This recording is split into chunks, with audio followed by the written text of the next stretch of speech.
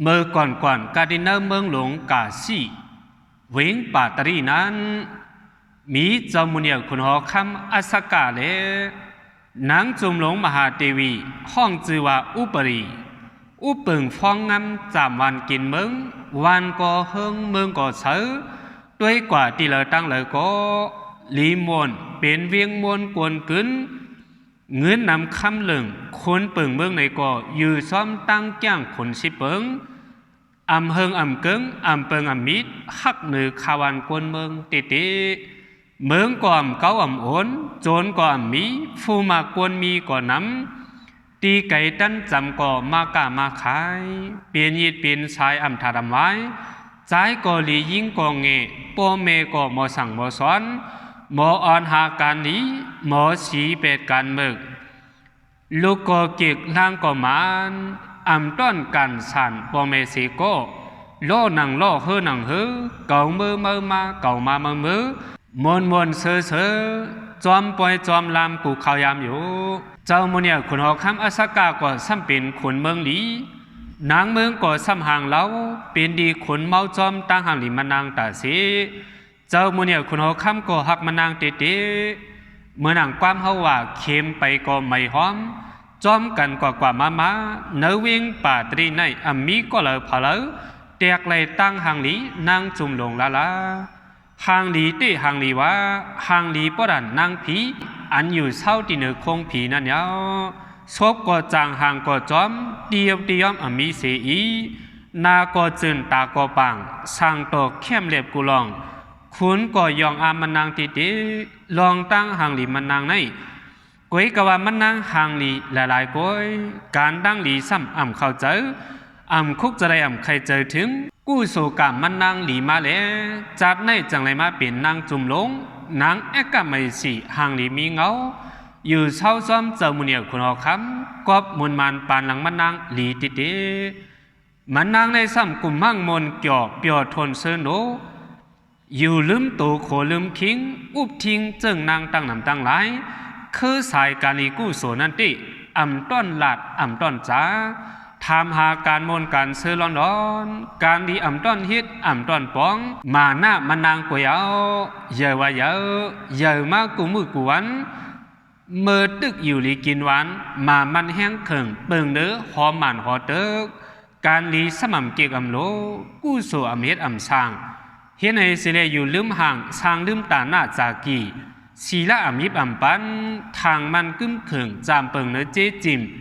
อามีมัมตึกมืดเก็กอายงกามาจอมหนังโลกาตราตังไปสังก็เป็นเมียวไหวเมียวคอนตัวในก็สมัมมีหลอนมอนอีสังไว้เป็นหลุบนึกเอียนหลังคนรอกันก้อยวันหนึ่งเจ้ามันก็จังรู้เหลียวเสียงหายตายกว่าเลยอยู่ก็วันนั้นเลยพวกกับไก่ได้ลองตั้งตายในมีไว้อยู่สี่เมียวหนึ่งอายุขยะอายุหมดเสียงสีตายสองการไม่ขยะการหมดเสียงสีตายสามอุฟายขยะอายุร่างการหมดเสียงตั้งสองอันสีตายสี่อุบิสิเดกะทบยาเพกึ่งกลางเสียนันสีตายในการลองตั้งตายสีปาในสัตวะกูโตตั้งเสียงที่เลยทบยาอยู่อ่ำห้างขับมันเหมือนหนังอุบรีในก่อตอนนั้นกู้โศกรรมวันหลังลีเลยมาเปลี่ยนโกนห่างนี้มีจื่อมีเสียงเปลี่ยนนางจุ่มลงแอกะไม่สิอยู่เปียวกินสามนจอมเจจิมอายงกามกงอามีมัมเตอ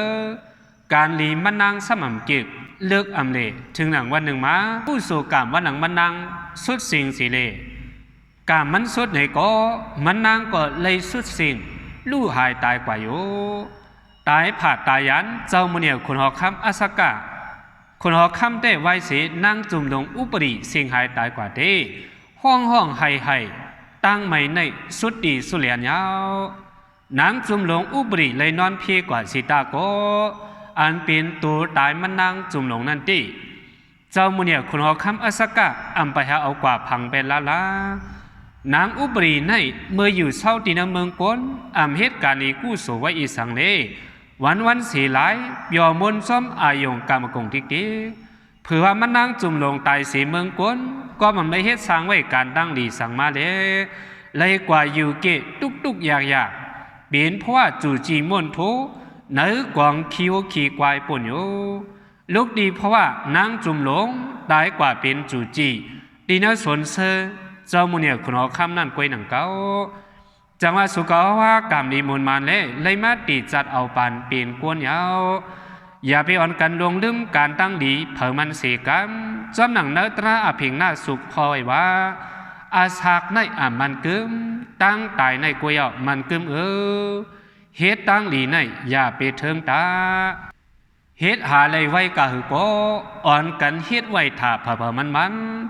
อย่าไปมองว่าเท่าเย้าจังหากันหาจ้องพอถึงฟองยามนั้นมาตีโต๊ะก็ตกเรือนยาวหูก็หน้าตาก็โมตัววัวเปลี่ยนควายตาก็ไล่หูก็ไก่ไปอ่ำจังยังอ่ำไหลเปลี่ยนตั้งขี่ตั้งไม่ไว้อยู่ตาเสีตาหน้าก็อ่ำจังเฮ็ดสีล่าก็อ่ำจังซอกตีกุมเป็นโหดแดดผ่านนาแดนมอนป้อมีกวนอ่อนตั้งเลยก็ซ้ำป้ออ่ำกว่าไรอ่ำจังกว่าเจอเคยกว่าก็คือก็โดนในอ่ำจอมเฮาเลยเอาก็วันนั้นเลยเมื่อตึกหนุ่งตึกกำกว่าไรไปจังหลวงหมอเฮ็ดสร้างไว้การตั้งหลีในน้ำมีโคของเงินคำหลวงหมอพังตั้มเฮ็ดเป็นการตั้งหลีตาหน้ากู้โซดูเฮาก็หลวงหมออยู่หมอสร้างศีลศีลธรรมก็เฮาจับห่างเฮาตาเสหมอเวแปดการเรื่องการนำนี้วันปี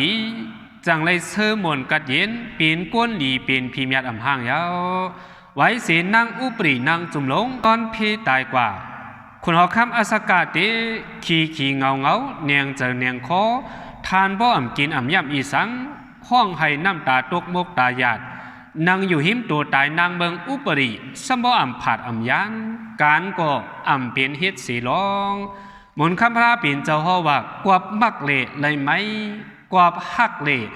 เลยให้ในว่าด้วยเอาคนหอคำอาสกาในรู้กวบฮักแหงเละห้องให้ป้อมถาดป้อมผาดตัวตายนางเมืองไหลพวกจะได้นางเมืองเบลอก็ให้อยู่ตอนนั่งตัวตายนางเมืองมันเจ้ายังอ่ำเอากว่าเผาเปียดนางคือตัวตายนางเมืองอุปริเตรียมเหม็นตีอ่ำเน่าเตรียมตูนั้นเจ้ามุเนี่ยคนหอคำอาสกาโกเอาตัวตายมันนางจุ่มลงกว่าว่างเสเนื้อกว่ามันลีงามยามนั้นเอายาพอกเสตีตัวตายนางเมืองนางคือตัวตายนางเมืองเตรียมป้อมเมียนกะหือนั้นเสนอกว่ามป้อจอดป้อเจตำวางไว้ตีนห่างเดาหอเจ้ามุเนี่ยคุณหอคำอาสกาตีกลุ่มนางหิมตัวใดนางเมืองสีให้น้ำตาป้อมทาดเขาอ่ำย่ำน้ำอ่ำกินขี่ใหม่ห้องให้ไว้อยู่มุมัดฟองเมืองเขาก็ลาดความปั่นแหงเจ้ามุเนี่ยคุณหอคำเจ้าหือก็มันเจ้าอ่ำถ่อมอ่ำเอาเขาเจอละอันเป็นปุ่งหน้าเลยผู้มีตั้งอุตังหันเขามาลาดซับเลี้ยงหนีปันตันหือก็มันเจ้าในอ่ำทอมเห็นในเสียเก่ามาไข่เมืองมาสอนอ่อนกันปันพังเจ้ามุเนี่ยคุณหอคำเตเจ้ามุเนี่ยคุณหอคำก็ตั้งไม่อ่ำช่ออ่ำย้อมเป็นซอกะปริตีว่าไม่เจอเนียงเจอจอมนางจุ่มลงอุปริอยู่ดิกกลุ่มเป็นลองขี่ลองเลือดเกิดขึ้นมาเนเจอมันเจ้าอำถาดอำไว้เลยการเมืองก็มันจอมตั้งการวานก็มันเจ้าไว้เปียดวางเป้าเจอมันเจ้าก็เข้าใหม่เผอเคยหมอกเผอเคยละลาดอำลาดออกความสังสีร้องหลีอำว่าจ้าอำว่าให้ลงอยู่ที่หิมตัวตายนางเมืองอุบรีนั้นเมื่อฟ้องหนังนาอันเป็นหนอกคำเจ้าพระรองเขาซ้ำเป็นเจ้าเยเสอยู่เศร้าไว้กาดินาเถินหลงหิมาวนตาป่นโยเฮ็ดย่องสั่งข้ามอ่อนลังหนึ่งเสคัดใจอาถูกกรรมฐานตรามันเจ้าติเดียวว่ากำเดินก่อไล่อภิญญาหาเยิงและสมาปาดเปียดอันผู้หันไล่กูลองอันไล่เปลี่ยนป่นมาตั้งหลังเจนันอยู่พระรองเขาเจ้าเยเสก็เอาตั้งติ๊กป้าเจคุหมากตาผีมันเจ้าเสตัวเขานรกะโคงกังมือฟ้องพระรองเขาเจ้าเยสีเอาหยานตาผีมันเจ้าสิเลตัวเนื้อจำบุดีป้าจังกว่ามุ่งหันอันเป็นเจ้ามุเนี่ยคุณหอคำอาสกาทบตั้งโซกาปริตีว่าห้องให้ไม่เลิศอำเหิดยินไหลไพ่ตั้งหักผู้ไม่ตัวมันเจ้าอำทัดอำไว้โปกอมกว่าสั่งสอนมันเจ้าในที่อำเปียนยาวหนังหือตั้งไม่ตียินตั้งเปลี่ยนตีเจียวหาย เนื้อชายเจอเจ้ามุนีคุณหอคำอาสกานั้นเจ้าเยเซียวก็วุ่นเลยใครเจอจึงหนึ่งในเสียวเอาตั้งอีกที่ปัดอุมุนตะโคมันเจ้าสีมินขึ้นกันในเนื้อกว้างกลางกลางเฮาเข้ากว่าเนื้อเมืองเนื้อสวนเสือเจ้ามุนีคุณหอคำเมืองกาสีเวียงป่าตรีเมื่อหนังยักษ์ตัวตราตีนมักหิงหลงตีเตสาวอยู่หังมันเจ้าตนเลี้ยวลูกดีเถินลอยหิมะวนตามินขึ้นตีนอากาศกลางเฮาเข้าวัดสวนเสือเจ้ามุนีคุณหอคำไว้อยู่ฟังนั้นมีตั้งใจมาปุ่งน้าอ่อนก้อนหนึ่งใบตั้งมาตีนสวนเสือเมื่อทบมือหันพระหลวงเฮาเจ้าเยเสตีเศร้าอยู่เนื้อมักหินมังกลานั้นปุ่งน้าอ่อนก็เมื่อนับยำไว้ซากระว่ากลมความน้อมจูเจ้าเยเสสีเจ้าเยเสถามว่าใจเมาเมื่อเหลียวเจ้ามุนีคุณหอคำอันอุบเปิงฟองงามหวานเบิงได้ส่องแก้งกำจอมตราขุนสิเปิงอยู่หือใจเมาปุ่งน้าก็ตอบว่านอดิขาเมื่อวันตั้งเตะแก้งจอมกำจอมขุนแก้งตราสิเปิงอยู่อัมพาดอัมยานขาไว้กว่าเมื่อเหลียวในเตะเขาอ่ำย่ำน้ำอ่ำกินห้องไห้ไม่เจอเนียงใจจอมอันเป็นนางจุ่มหลงอุบรีนางเมอะไรนอนเพกว่านั่นข่าวก็บ่นั่งจุ่มหลงอุบรีเลยตายนอนเพกว่าเล่พระราชสังกอมันเจ้าอ่ำถอมอ่ำเอาเจ้าเฮาในก้อยกลุ่มนางอิงเงาดูตายนางเมืองอยู่กูข่าวยามข่าวเพราะว่าเจ้าเยซูเลยยินความใจเมาปุ่งนาลาดมาหนังในเย้าก็มันเจ้าจังว่าเมื่อเร็วไหนเฮาเจ้าหูลองนางเมืองหลงเลยตายกว่าไหนมันนางกว่าเป็นสังกว่ามีตีผงฟ้าตีเหลอตายกว่าเย้ากว่าอยู่เศร้าไว้ตีเหลออันว่านั้นเฮาเจ้าเยซูหูมัวเดียวลาดเลยใครจังติก็วันนั้นเลยอันเป็นใจเมาปุ่งนาจังว่าบ่นั้นก็เจ้าเยซูเฮาเปิดทาไว้ขาดตีในคาเลมือหลัดมือเหล่านี้เจ้ามุนีคุณหอคำเขาข่าวเดมือห้องเอาเจ้ามุนีคุณหอคำเขามาทบเจ้าเยซีเฮาตีในคาเห็นนั้นสิได้ใจเมาปุ่งนะเจ้ามุนีคุณหอคำเล่าลาดในลองว่าเจ้าเยซีปานหนึ่งมันมีอยู่ตีนสวนเสือมุนีคุณหอคำเอานั่นข่าวเมื่อไกลคาไปกว่าตีนสวนเสือสิเมื่อทบหันมันเจ้าตีนันคาเจ้าเยซีบ้านนั่นลาดว่ามันหูหันจอมลองนั่งจุ่มหลงเฮาค่ะอันไรตายกว่าเป็นตีเลอกว่าเป็นอีสังในนั่นเขาปุ่งน้าใช้มาวันก็ลาดหนีจี้จอดหูห่างกลางไปอ่ำตุกอ่ำหงสีคอนอดิขาเจ้าเฮาหนังหือลองไม่โซก็เจ้าดียินตีเลยอยู่เศร้ากว่ากัดอินเห็นเป็นหนังมือเจ้านั้นเจ้าเฮาเขียนโตลีเลยมือจูเจ้าเยเซอันที่เศร้าไว้ที่น่าสนเสือเจ้านั่นเขามันเจ้ามีอยู่ที่เนื้อมักหินมังกลานั่นค่ะเจ้ามุนีคุณหอคำก็จังว่าเจ้าเยเซป้านนั่นลาดนี่เลยลองนั่งจุ่มหลงอะไรตายกว่ามีตีเหลือเฮงเลยกว่าเป็นสังในกว่าห้าปุ่งน้าอ่อนก็ลาดว่าเจอเขาเจ้าเพราะว่าเจ้ามุนีคุณหอคำเลยยินความใจมาปุ่งน้าลาดมาหนังในเย้าก็มันเจ้าจังวุ่นไข่เนื้อเจอมันเจ้าว่าอยู่ขี้เจ้าเยเซปานในตีลาดไหลติดดีอยู่หือมันเจ้าก็ซ้ำเคยหูขหันอันเป็นนั่งจุ่มลงตายกว่าเย้ากว่าอยู่เศร้าไว้ตีเหลอหิมเหลอในนั่นเลยเจ้ามุนีคุณหอคำก็จังขี่เนื้อล้อมายาทามาจูตีพระรองเฮาเจ้าเยเซอันที่เศร้าไว้อยู่ตีเนื้อสวนเสือเนื้อมังกรามากินนั่นอยู่เจ้ามุนีคุณหอคำก็เมื่อใบสารนับยามเจ้าเยเซตรงตักความดีความจ่าต่อกันเย้าตัวสีแก่ฐานนั้นเจ้ามุนีคุณหอคำอาสกาโกเอาดังขอความในอกทุกนี้เพบันเจ้าเยเซกว่าว่าเจ้าเยเซเฮาติขาคารากาหอคำยินว่าเจ้าเฮาในมีไว้ตาผีหาในเนโลกาจำบุดีป่าตั้งเสียงเลยค่ะสังเจว่าเจ้าเยเซเฮาหูหันเลยในติปอในจึงเขียนต่อเจ้าเยเซเฮาลาดเนปันคารากาหอคำอันเป็นนางงามเมืองอุบรีตายกว่าเมื่อเหลียวมันนางกว่ามีไว้ตีเลอเฮงเลยค่ะปึงมิตรเจ้าอย่านำสีเลเขียนต่อลัดนี้ปันคารากะหอคำสีกำการนั้นเป็นดอกคำเจ้าพระร้องเจ้าเยเซียวก็จังตอบว่าเจ้าที่เจ้าหอคำเขาเจ้าหัวลองในติอันเป็นนางเบิ้งหลงอุบรีในมือฟังมีตัวมีเจอวันเนอเมามิงลืมคิงลืมตัวยางลืมตัวขอลืมห่างก้อยกลุ่มโอห่างโอพังมาหน้าอ่ำบางสีเห็นอันสีเลยลงตัวลืมคิงนึกปิ้งหนาตันวันสีหลายกู้สู่อำเฮ็ดอำสร้างสีเมียว เมามิงจอมกามกงเสียเย้ากว่าวันละวันนั้นอยู่กว่าเบอร์กู้ส่วนมีการลีก็มอหาเผื่อว่ารับตาลืมเมืองลูกดีเพราะว่านางเมืองหลวงวงตกลงเป็นชัดจูจีกว่ากำเหลียวเมื่อเหลียวกว่าเป็นจูจีเอาสมักของห่างของเมนเมื่ออยู่ที่นั่นสวนเสือมาเจ้านั่นพอได้ลาดเอาปอดยำที่เจ้ามือเดียวคุณเอาคำเมื่อเหลียวในนั่งจุ่มหลงอุบรีตายกว่าเป็นจูจีที่นั่นสวนเสือมาเจ้านั่นยาวบอกว่าพระร้องเขาเจ้าเยซีลาดปันเจ้ามือเดียวคุณเอาคำจี้จอดเจ้ามือเนี่ยคุณเอาคำก็มีอยู่เอาคอความอันเจ้าเยซีลาดมานั่นสิมันเจ้าก็ว่าเป็นไรขาเจ้าเขาลูกดีเพราะว่าจันส่งนางจุ่มลงสิกึ่งกังตายกว่าเป็นชัดในเหตุก่อมันเป็นไรขาเหตุก่อมันเป็นไรลาขาเจ้าเยซีเขาในอ่ำใจลองตีมันจ่องใจขามันเจ้าก็ยังไปขึ้นถามตีเจ้าเยซีเถียงกำนันเป็นพระลองเขาเจ้าเยซีจังว่าในเป็นลองตีอามานอีการเย้าเจ้าคุณอำเจ้าเก่าเจ้ามาหยอกมาเหรียญมาเจ้าเสียสังเสวะอันเก่าเจ้ามาลาดนี้เจ้ามุนีคุณเขาค้ำอำไปยุ่มบ่อในจึงสังว่าเก่าเจ้านี้เลยซักสีมันตีในจึงเจ้าหอค้ำตียุ่มเลยอยู่ฮะเจ้าคุณเขาค้ำก็ว่าออกค่ะบ่เจ้าเยซีเขาหนีเลยซักสีมัน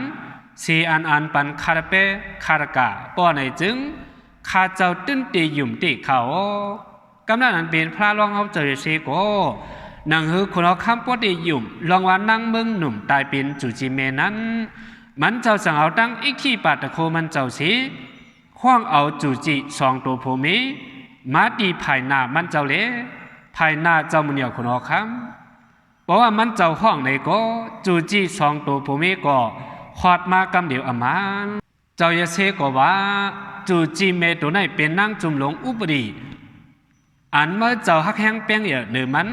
ทานบ่อ่ำย้อมกินน้ำอ่ำย้อมกินเขา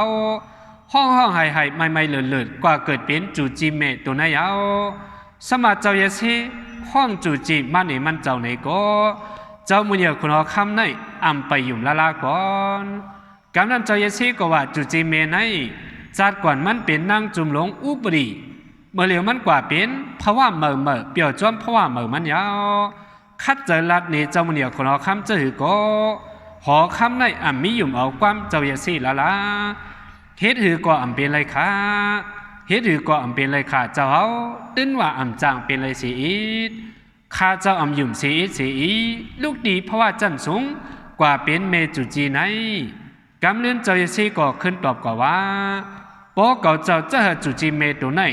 ลัดนี้ลองตั้งมันอ่านเปลี่ยนป่นมาปลังเจนันปอไหนจึงจ่องเมื่อเจ้าหอคำซ้ำตียุ่มหือปอต่างโตจูจีเมตัวในก็ลาดไหนเตคารากาหอคำเตยุ่มเลยอามานเย้าค่ะว่าเจ้ามุนีคุณหอคำวันนั้นก็พระร้องเจ้าเยซีจังอธิษฐานเอาตั้งฟุนตะโคจะหาจูจีเมตัวนั้นลาดความโกนไว้เสติฐานยาวๆนั้นพระร้องเจ้าเยซีจังห้องเอาจูจีเมว่าอุบรีนังหือเจ้ามุนีคุณหอคำก็ได้ยุ่มเมื่อจูจีเมแกเนเพปัญหาเปสนาในเสียงรู้เยซีก็ถามว่าจูจีเมจัดก่อนว่าหลังเมื่อนางยามเปลี่ยนเพราะว่าสั่งมาจือเมื่อห้องสังเด็กกว่าจะไหนอยู่ลาดเนปันเข้าเจ้ามาเสียงรู้กำนันเป็นจูจีเมจังตอบลาดกว่าว่าเจ้าเยซีเอาดิค่ะเมื่อจัดก่อนว่าหลังคานางขายามเปลี่ยนนั่งจุ่มหลงอุปดีอันอยู่เช้าหน้าหางเนื้อหอมนเสือเนื้อเมืองกาซีเวียงปาดลีนันขาวจือขานางห้องนางอุบรีในค่ะพยายามเปลี่ยนนางคางหูเจ้ามุนีคนหอคำหลวงอาสกามาขาวลัดนี้เจ้าเยซีลองอะไรเปลี่ยนป่วนมาจากก่อนวันหลังนั้นเสียงเจ้ามุนีคนหอคำอาสกาก็เลยหันเลยยินตนาตากูขอกูกำเยซีสั่งขึ้นสืบถามเตียงตีจูจีเมนั่นกว่าว่าเมื่อเร็วได้จ่องเมื่อตึงมีเจอฮักเจอเปียงดีเนื้อเจ้ามุนีคนหอคำอาสกาในหือจูจีเมก็ว่าอ่ำฮักยาวขาดเจ้าเพราะว่าเขาก็ตัวอ่ำเหมือนกันเรียกลายกว่าหนึ่งก็หนึ่งเพราะว่ายาวขาอ่ำมีเจอฮักดีเนื้อเจ้าขุนสีเดียวขาเพราะนั้นเป็นผัวมาจัดกวนเจ้ามุนีคนหอคำเด้ผัวมาเมื่ออันเป็นจูจีงานตัวไหนเมื่อฮักก็เลยพะเลาเยอะหรือก็เลยละคนหอคำเนี่ยอันเป็นผู้จูจีเนื้อกาสองอันไหน เมื่อหักหรือเจอก็แล้วนี่เขาเจอมาแรงๆรู้จูจีเมก็ตอบว่าข้าหักเพราะว่าจัดปานอะไรเป็นจูจีเมในกุยจัดป้วนเลยจัดไหนมันกว่ากันผ้าเลยตั้งลินขยาวเมื่อข้าเป็นนั่งจุ่มลงเอกาเมสีอุปรินั่นก็เลยหักเจ้าเมียคุณหอคำอาสกาติดีว่ายามเลยมาห้องหมอสอความที่นักสนซื้อในก่อนข่าวตั้งเปี่ยวในเมืองก้นหาสังมาเตียกป้อมเลยขยาวกวยกะว่าตีจีมือเพราะว่าขานางเรียกได้มาเป็นจูจีเมยาวเจ้าเมียคุณหอคำเลยตั้งขาจูจีเมไหนมันนั่งเกี่ยวข้องกันสีอิดขยาวเป็นก็ลองอยู่ก็อ่องยาวเบิ่งกันผ้าตั้งลินขยาวป้อกังเจอขานังวาตีข้าฮักโผจูจีหรือสีเจ้ามือเนี่ยคุณเอาคำก่อนข้าฮักโผจูจีแห้งหรือเจ้ามือเนี่ยคุณเอาคำปากปุ่นเฮงปุ่นฮักแห้งเปียงเหย่โผจูจีขานังทีเตสังเป็นไรป้อในจึงข้าขยำตายเป็ดเจ้ามือเนี่ยคุณเอาคำสีข้าเอาเลือดข้อมันเจ้ามาสุกบันดินโผจูจีขาก่อนข้ากว่าบัวมาเหลวในข้าฮักโผจูจีขาที่ดีว่าเพราะว่าจูจีเมตอบเกลาดมาตีเจ้าเยสีจีจอดกูลองกูตังยาวก็อันเป็นเจ้ามือเนี่ยคุณเอาคำอาสกะอันห้องให้ไม่เลิศทานบ่อ่ำย้อมกินน้ำอ่ำกินเขาอ่ำเข้าเจอการวานการเมืองการลุ่มการใจสั่งนั้นกึ่งก้างขึ้นหูตกใจเลยตื่นโกโกเฮเลยสติสั่งเวก้าว่าโอ้เก่าฮักเมืองนางอ่ำเสือกินเยี่ยมอาหารลองสั่งสีร้องกลุ่มห้องให้หิมตูตายเมืองนางสัมบ่อ่ำผัดอ่ำยานไรสีปอกเนื้อเจอเก่าเจ้าเปลี่ยนพื้นเปลี่ยนพายุสีเก่าติมั่งขี่มั่งเงาไว้กว่าเมื่อซ้ำมนซื้อเมื่อเปลี่ยนเพราะว่ามันสีลืมเป็ดเก่าเจ้าเสียงอื่นไหนยังไปขยำเก่าตายเอาเลือดการคอเก่าสุกบันตินโผมาจูจีเทียงก่อนว่นสวนจังหนึ่งในลีสีให้ก็อ่ำให้ห้องก็อ่ำห้องป้องก็อ่ำป้องค้างก็อ่ำค้างกับกะเลยมันนั่งจุ่มลงในสีเก่าพิษยาวในสีดีเอานั่นกว่ามันเจ้าอ่ำมีใจติดใจไหวที่เนื้อนั่งจุ่มลงอะไรเสียงกับนอนเพกว่านั่นแท้ไว้สีมันเจ้าหู้โตหู้คิงลองอันเมามิงก่อหายจังจะหามุมัดฟองเมืองเขาตั้งหลายเอาคาบตัวตายนั่งจุ่มลงอุปดีเผาไพ่เป็ดอ่ำเฮากึดแก่นสังสีร้องสั่งลาติเจ้าเยเสียววายเปลี่ยนปอกขึ้นห่างหอเมื่อเหตุการณ์วันการเมืองเฮืองเปิ้งใส่เผยก่อนน้ำย้ำดังนำจำไก่ก่ออ่อนกันเอาทั้งของผักหลากสวงมาสักมันหวับมันเจ้าอ่ำถาดอ่ำไว้มันเจ้าก็ใส่สุกหัวเจ้าลีดูก็เมื่อเจอก็เมื่อจังเลิกด้วยยุยเอานางยิงห่างหลีก็นึงอันได้กึ่งงามตั้งเจ้าเมียคนเอาคำนั้นยุกยองขึ้นเปลี่ยนตั้งจุ่มลงแอกาไม่สีเสจามวันกินเมืองเฮืองเปิงเสือวันเนยอยู่ซ้อมสินกินซ้อมทำอุบเบิ่งพองงามวานเมืองกาสีกว่าวานก่อสาเมืองก่อเย็นเป็นอันเดีอยู่ลีเสากวนเกากวนอ่อนกว่ามีกวนหมากกวนมีกวยน้ำเหลืองคนเปิงเมืองก่ออ่อนเหตุการณ์นี้อ่อนสีเป็ดการเมืองขาวานกวนเมืองก่อเก็บเฮ็ดไหนสิเล่อุบวานกินเมืองกว่าปีเอาข้าวหึงต่อถึงอายุสักตันมันเจ้าโปรโมทเสียงอันเป็นพระรองเอาเจ้าเยสีไว้สีสั่งสอนเจ้ามุนีคุณเอาคำยาวมันเจ้าก็ขึ้นบอกมือจูตีนเอาเถินลอยหิมะวนตาปูนเมื่อคัดเจอการตรามันเจ้าอ่ำถาดอ่ำไว้เพราะนั้นแหละเขาเกิดเป็นกวนมวนเป็นห่างอยู่ทางในโลกาไหนอย่าไปหลงลืมการลีวันปีฮาเลออนกันคัดเจอเฮ็ดสั่งห่างแห้นไว้ท่ามือพองตึกหมามันแห้งเขิงอยู่ในกินหวานกระเด็นซื้อสาในฮาเลออนกันเฮ็ดไว้การตั้งลีเผามันกูก็กูโกนนางอันอปุ่มไข่นีมันนั่นก็ว่ามันนั่งอ่ำเฮ็ดสร้างไว้การตั้งลีเล่กู้สู่กาบวันหลังมันเลยมดเสียงเล่ถึงที่มันนั่งเลยเสียงหายตายกว่าเลยกว่าเป็นจูจีเมตีเนอร์สนเซอ